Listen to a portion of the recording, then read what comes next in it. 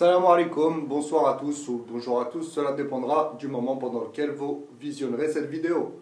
J'espère que vous allez tous bien, sauf les haineux, comme d'hab. Aujourd'hui, je fais cette vidéo en réponse au Shiata Kamal plutôt Lalwani. Donc un vrai esclave du FLN-DRS GIA, comme on va le voir dans cette vidéo. Je tenais à te répondre, puisque tu as fait une vidéo qui s'appelle l'expulsion des Marocains d'Algérie, 350 000, un chiffre mensonger. Hein? Algérie, Maroc, voilà. 350 000 expulsés, un chiffre mensonger. D'accord? Nous allons voir dans cette vidéo qui sont les menteurs. Donc, vu que dans ta vidéo merdique, tu racontes qu'au Maroc c'était la famine, tout ça, les maladies, etc. Ce qui est vrai en partie, mais toi tu le tournes, enfin, tu prends ces vérités pour raconter ton baratin derrière. Donc je t'invite à aller voir cet article du Soir d'Algérie, hein, un site algérien, comme tu peux le voir, où l'Algérien Ammar Belkhodja, ouais, c'est ça, qui est chercheur hein, chez vous, il me semble, a fait des recherches sur les maladies pendant l'Algérie française, hein, notamment, hein, vous allez pouvoir le voir, en 1868, hein, le typhus fait des ravages dans plusieurs régions du pays. L'année suivante, la situation empire, la famine, le typhus, etc., le choléra, pardon. Hein. Voilà. Déjà, c'est pour te dire, mêle-toi de ton Algérie, des maladies et de la famine dans ton Algérie française. Hein. Je reviendrai de toute façon sur cet article. Tu as aussi ça, hein, si ça t'intéresse. C'est sur le site algérois. Hein. Donc ça reprend toutes les maladies, voilà, toutes les maladies de 1900 à nos jours, comme c'est indiqué. Donc 1907, 1911, 14, 19, 24, 26, 27, 27, 30, 31, 41, 42, 43, 44, 45. Donc on a la peste respectivement, donc le choléra, la fièvre récurrente, le typhus, la variole, la fièvre récurrente encore une fois, la peste, le typhus encore, ulcère je sais pas quoi, peste, fièvre récurrente, et là on a tous les cas, donc voilà. Donc ne fais pas passer le Maroc pour un pays qui était rempli de famine et de maladies, alors que du côté de l'Algérie c'était pas mieux, c'était même pire je pense. Voilà, de toute façon on va pas comparer, hein, voilà. Ça, il n'y a que les idiots comme toi qui vont chercher des bobards quand on leur parle des Marocains expulsés. Voilà. J'y reviendrai de toute façon sur, sur la famine notamment. Ensuite, le Shiata Kamal ouais, c'est ça, nous parle d'un génocide du peuple sahraoui. Hein, il nous ressort la propagande du FLN-DRS-GIA, alors que le peuple sahraoui comment dire, est dispatché voilà, du Maroc jusqu'à l'Égypte. Hein. Le Sahara est un désert qui traverse tous les pays d'Afrique du Nord.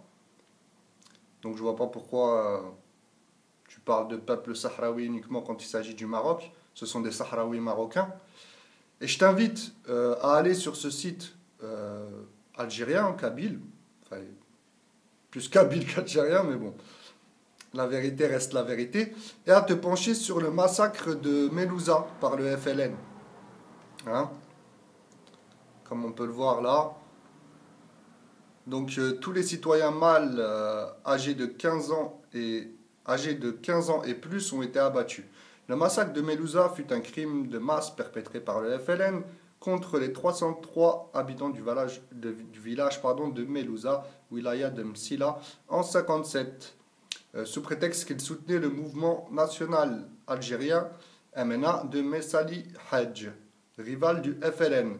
Par le biais de tracts de propagande, le FLN a accusé l'armée française d'avoir perpétré le massacre à sa place. Donc voilà, tu trouveras même une vidéo d'une grand-mère algérienne, enfin d'une femme âgée, qui témoigne sur ce massacre, hein, puisqu'elle a vu ce qui s'est passé de ses propres yeux, elle le raconte. Hein, donc voilà, le FLN-DRS-GIA a massacré des Algériens, mais bon, pas étonnant pour des Harkis. Hein. Hein, je rappelle que vos Harkis ont massacré les, les Algériens, hein, pendant l'Algérie française, mais aussi les Marocains, notamment les Marocains du Rif. Hein, pendant la guerre du Rif, il y a des, oui, des harkis, hein, qui ont été utilisés par la France, hein, et qui ont participé donc au massacre de Marocains, hein, pas que dans la région du Rif, mais aussi dans la région du Rif, hein, parce que vous aimez bien pomper les Marocains du Rif, pour rester poli, un bande de suceurs. Vous êtes là, vous faites les pros, Zafi et tout ça, alors que vos ancêtres ont été les premiers à trahir les Marocains de cette région-là. Donc franchement, faites-vous tout petit. Je peux vous le prouver avec une vidéo que j'avais mis dans ma chaîne Baga. Hein. Donc voilà. Guerre de pacification du Maroc, Rif. Donc la trahison des 1,5 million de Harkis algériens. C'est un documentaire français, hein, c'est pas le Marzen ou je sais pas quoi. Alors, qu'est-ce que je voulais vous dire d'autre? On va revenir sur ça. Voilà. Donc, occupe-toi des massacres chez toi et ferme-la. Arrête d'inventer des conneries. Hein. C'est mieux pour toi. Ensuite, pour répondre à ton énième mensonge dans ta vidéo où tu compares l'immigration marocaine en Algérie à l'immigration algérienne au Maroc pendant la colonisation, hein, pendant l'Algérie française et le protectorat français au Maroc, tu nous dis en gros que les Algériens qui venaient au Maroc à cette époque, étaient des bourgeois, et que les Marocains qui allaient en Algérie étaient pauvres, étaient voilà, des gens qui fuyaient la famine, les maladies et tout ça. Donc ça, je t'ai déjà prouvé qu'il y avait des maladies en Algérie française, hein, donc je ne vais pas revenir là-dessus, mais on va voir plus dans le détail la migration algérienne au Maroc. Voilà, tac. Donc les Algériens s'exilent au Maroc. Donc, dès l'occupation française en 1830, des dizaines de milliers d'Algériens fuient leur pays, soumis aux chrétiens, et s'installent au Maroc. Près d'un siècle plus tard, l'instauration du protectorat français au Maroc va inciter davantage les Algériens à s'installer au Maroc. Phénomène qui a duré tout au long de la période coloniale. Voilà, donc je ne vais pas tout vous lire, mais on va lire le principal. Hein. Donc il y a eu 4 vagues de migrants algériens au Maroc. Donc la première vague a débuté juste après l'occupation française en 1830. La résistance de la population algérienne à la colonisation et à la conquête militaire du pays a provoqué des départs collectifs de tribus vers le Maroc. Donc ils étaient appelés les exilés pour la foi, hein, Muhajirin. L'émigration pour la foi était considérée comme un devoir pour celui qui était vraiment soumis à la volonté d'Allah. Il doit rejoindre le pays de la foi, Al-Dar al-Islam. Donc voilà, tac tac. Donc il s'agissait d'une élite des ulama, des cadres administratifs, des artisans, etc. Donc voilà, c'était soit des élites, soit voilà, il s'agissait soit d'une élite, pardon, donc des ulama, des cadres, des artisans, etc., soit collectifs, donc des collectifs, hein, des tribus entières ou des fractions de tribus comme celle de la région oranaise franchissaient la frontière pour s'installer au Maroc. Donc là, il parle de l'accueil chaleureux qui a été réservé aux exilés algériens, hein, bande d'ingrats, par le sultan marocain Abdelrahman ibn Hichem. Donc voilà, ils ont été à Tétouan dès, par exemple, les années 1830. Bon, je ne vais pas tout lire, hein. On va continuer le principal.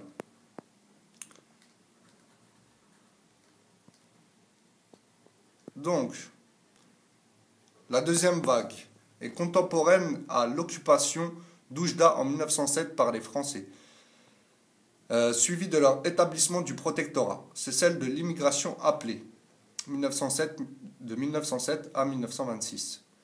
Donc, pendant cette période arrivent beaucoup d'Algériens qui sont appelés à jouer le rôle d'intermédiaire entre les occupants et les Marocains, des interprètes grâce à leur connaissance de l'arabe et du français, des greffiers, des instituteurs, des professeurs, etc. Leur nombre ne cesse d'augmenter. Encore les statistiques sont-elles inférieures à la réalité? Un grand nombre d'Algériens étaient confondus avec les Marocains. Henri Lombard souligne que pendant cette deuxième période, les Algériens musulmans formaient une colonie annexe de la colonisation européenne. En effet, appelés soit par l'administration, soit par des frères déjà installés, des cousins ou des amis affluèrent par centaines de toute l'Oranie, particulièrement de Tlemcen, de Nedroma et de Mascar. Je crois que c'est Mascara plutôt. Donc des familles entières croyaient à la pérennité de la présence française au Maroc et considéraient notamment le Maroc oriental comme un simple prolongement de l'Algérie. Donc voilà, Bouhar qui est comme d'hab. Ils ont participé à l'installation du protectorat français au Maroc, dans Oujda et sa région notamment. Donc ceux qui étaient exilés pour des raisons religieuses lors de la conquête n'ont pas tenu, après l'installation du protectorat du Maroc, à se prévaloir de leur qualité de sujets français. Il leur importait peu d'ailleurs de changer de nationalité puisque de toute façon leur statut demeurait régi par la loi musulmane. Descendre.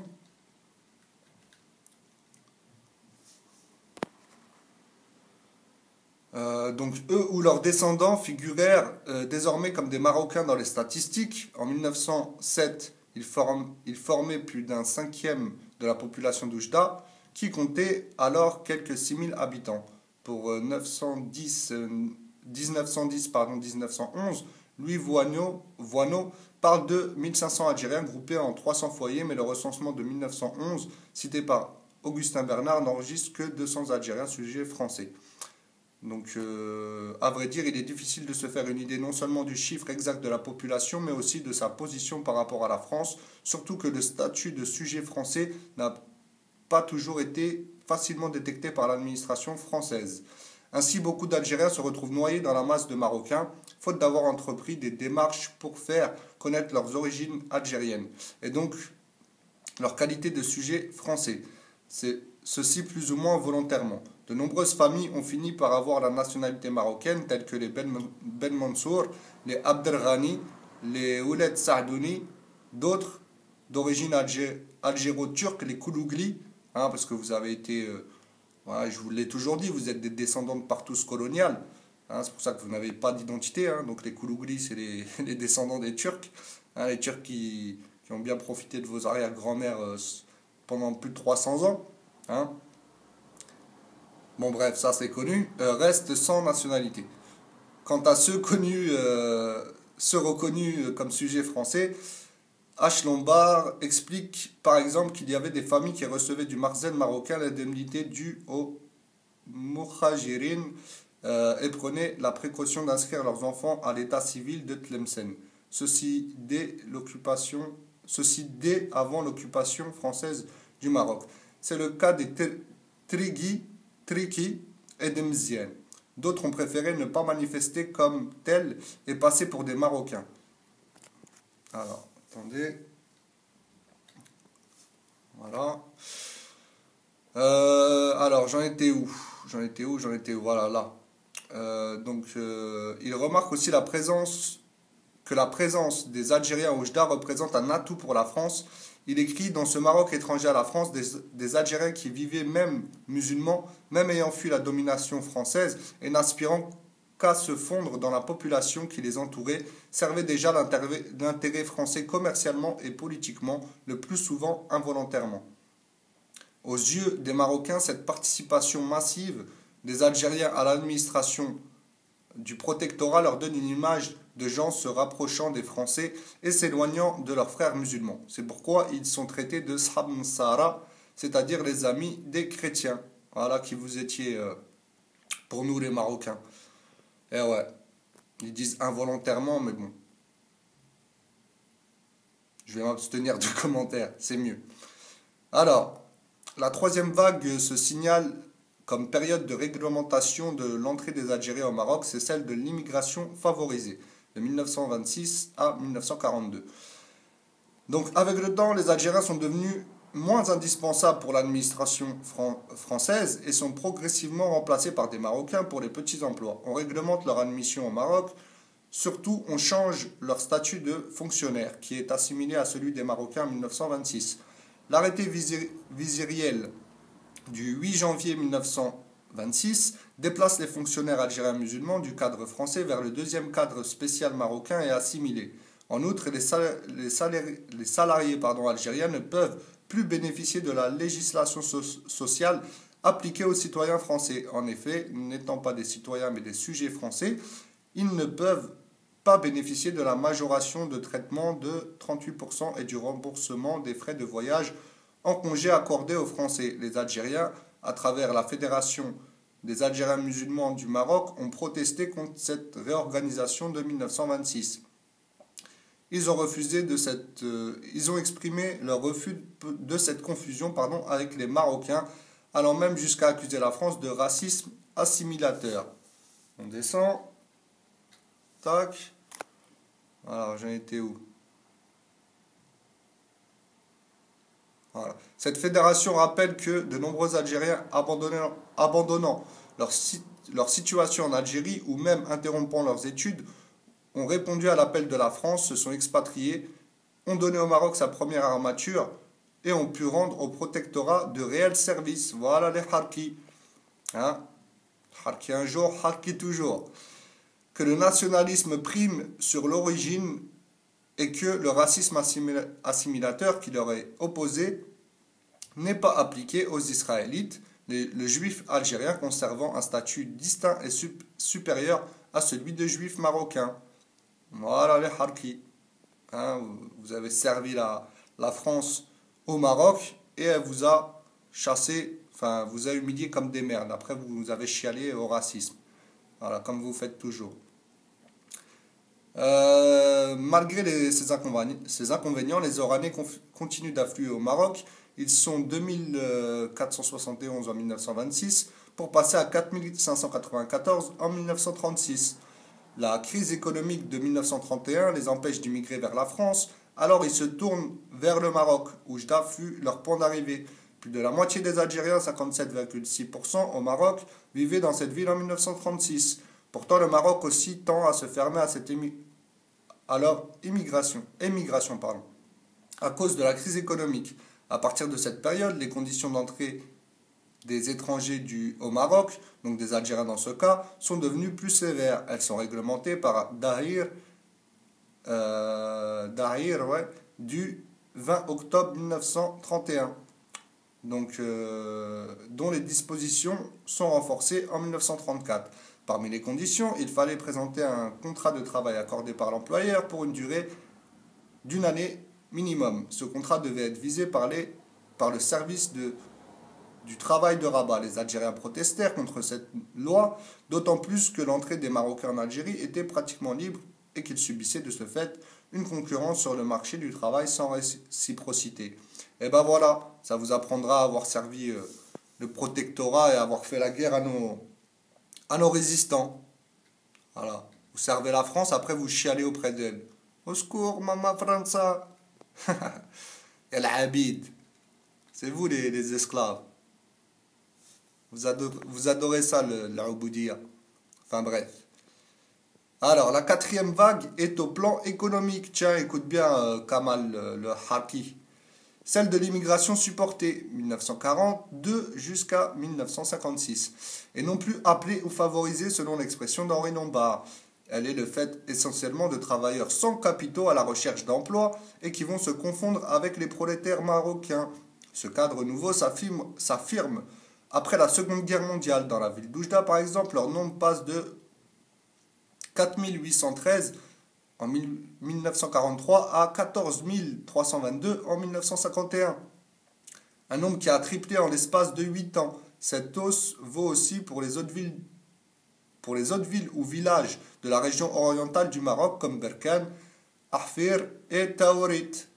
Cela est principalement dû à des facteurs liés à la situation dans la région oranaise qui connaît une poussée démographique importante et à l'arrêt de la migration vers la France du fait de la guerre et du débarquement des Alliés. Ces immigrants sont majoritairement des ouvriers sans qualification professionnelle, des chômeurs à la recherche de travail. Un grand nombre s'adonne à la contrebande qui règne alors à Oujda. Une population algérienne s'est créée qui se compose de gens sans profession déterminée, instables, chômeurs, se rapprochant de la plus basse couche sociale marocaine, tout près de laquelle ils vivent. Après la fin de la guerre, ce mouvement s'intensifie. C'est encore une foule de gens sans contrat de travail, créant de petites boutiques et vivant avec les Marocains démunis dans des quartiers ou villages périphériques. Le dernier afflux des Algériens vers le Maroc est lié aux événements de la guerre d'indépendance déclenchée en 1954. À partir de cette date, des milliers de réfugiés algériens s'installent à Oujda, donc 6386 en 1957 et 9851 en 1958. Donc voilà, comme vous pouvez le voir, il y a eu beaucoup de réfugiés marocains et Kamal Lalwani, de réfugiés algériens, pardon, et Kamal Lalwani essaie de les faire passer tous pour pour des blindés, des notables, etc. Alors je reviens sur cet article du Soir d'Algérie, dont j'avais parlé au début, pour vous dire que, comme par hasard, il y a eu une famine, vous le voyez ici, pardon, alors, on va y arriver, voilà, la famine des années 1940-1947. Et quand je reviens sur le lien où j'étais, pardon, voilà, comme par hasard, ils étaient là, ils ont émigré au Maroc de 42 à 56. Vous voyez ce que je veux dire? Donc toi, Kamal, le mythomane, arrête de faire tes mensonges, arrête de mentir bêtement. T'as pas honte à ton âge, vieux pecno. Enfin bref.